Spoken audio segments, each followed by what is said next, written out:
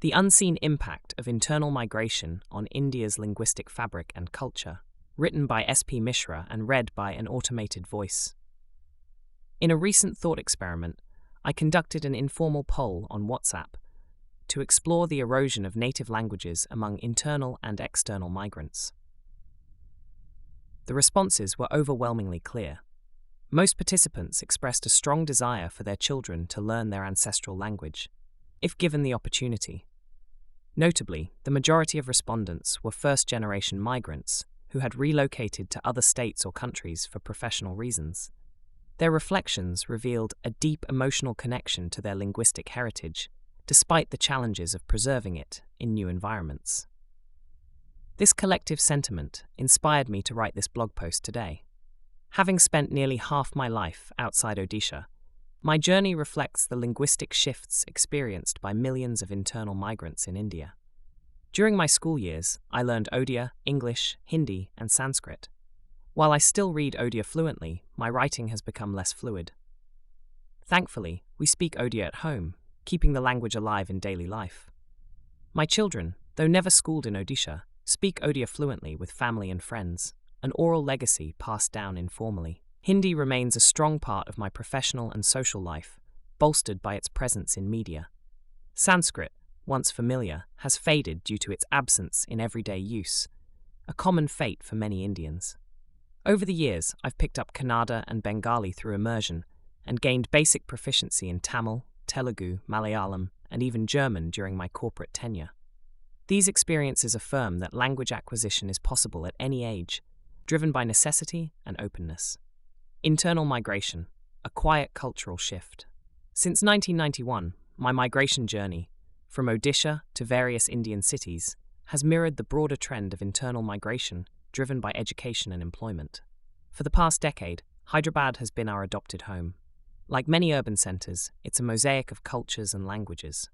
Thousands of Odias live here, striving to preserve their heritage through community events and associations.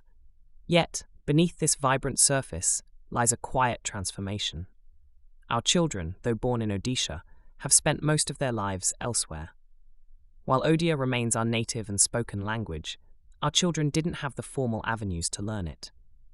This experience is shared by countless migrant families across India. Children grow up fluent in the dominant regional language, but disconnected from their ancestral tongue, unable to read or write it, and unfamiliar with its literary and cultural richness. This linguistic void is more than a loss of vocabulary. It's a fading connection to identity, history, and worldview. As linguist David Crystal notes in Language Death, the disappearance of a language silences a unique perspective and impoverishes humanity's cultural wealth. The three-language policy: good intentions, misaligned realities. The National Education Policy, NEP 2020, introduced a three-language formula, intending to promote linguistic diversity and foster national unity. While the intent is commendable, the policy often fails to reflect the lived realities of internal migration across India. It mandates that 2 of the 3 languages taught should be native Indian languages, a seemingly inclusive approach that, in practice, overlooks the mobility of families relocating across states for education and employment. For instance, my children, having studied outside Odisha, never had the opportunity to formally learn Odia in school. This experience is far from unique. Millions of children from migrant families grow up disconnected from their mother tongues, unable to read or write them, and unfamiliar with their literary and cultural heritage. The policy's implicit emphasis on promoting Hindi and Sanskrit nationwide further complicates matters, potentially sidelining regional languages and reinforcing linguistic uniformity in a country defined by its diversity. Consider a child from Kerala whose family moves to Hyderabad. The school mandates Telugu, the regional language, but offers no provision for Malayalam, the child's mother tongue. As a result, the child learns Telugu only to meet academic requirements, without meaningful engagement or cultural immersion. Meanwhile, their native language remains neglected, severing a vital link to identity and heritage. This disconnect arises from a rigid policy framework that treats language learning as a standardized exercise rather than a dynamic and personal journey shaped by migration and cultural context. To address this, a more rational and empathetic approach is needed, one that mandates the study of one native language and one foreign language alongside English. In today's globalized world, languages like Mandarin, Spanish, or French offer immense cognitive and professional advantages. Multilingualism fosters cultural awareness, empathy, and adaptability, traits essential for global citizenship and economic competitiveness. Ultimately, language policy must evolve to reflect India's changing social landscape. By recognizing the complexities of internal migration and supporting native language education regardless of geography, we can preserve linguistic heritage while preparing future generations for a connected world. Building language bridges, a path forward. Preserving linguistic identity amidst internal migration requires empathy, innovation, and collaboration. Policymakers, educators, and communities must work together to create sustainable solutions. One promising approach is to introduce optional native language classes in schools located in migrant-heavy cities. These could be extracurricular programs or integrated into the curriculum. Partnerships with community groups, such as an Odia language hour or a Malayalam club, could provide formal instruction in reading and writing. Migrants themselves could serve as language mentors, turning lived experience into educational value. Technology offers another powerful tool.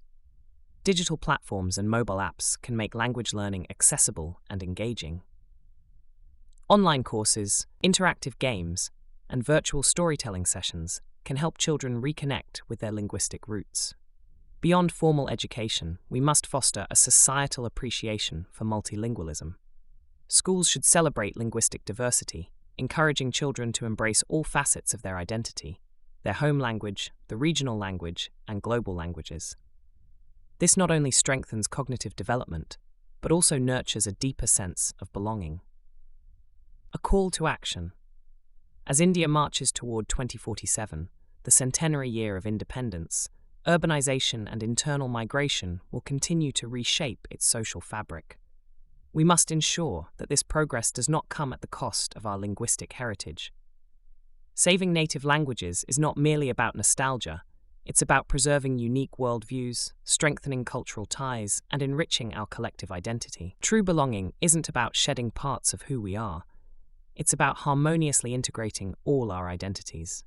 By supporting language learning initiatives, integrating native languages into curricula, and celebrating linguistic diversity, we empower future generations to thrive, both within India and on the global stage.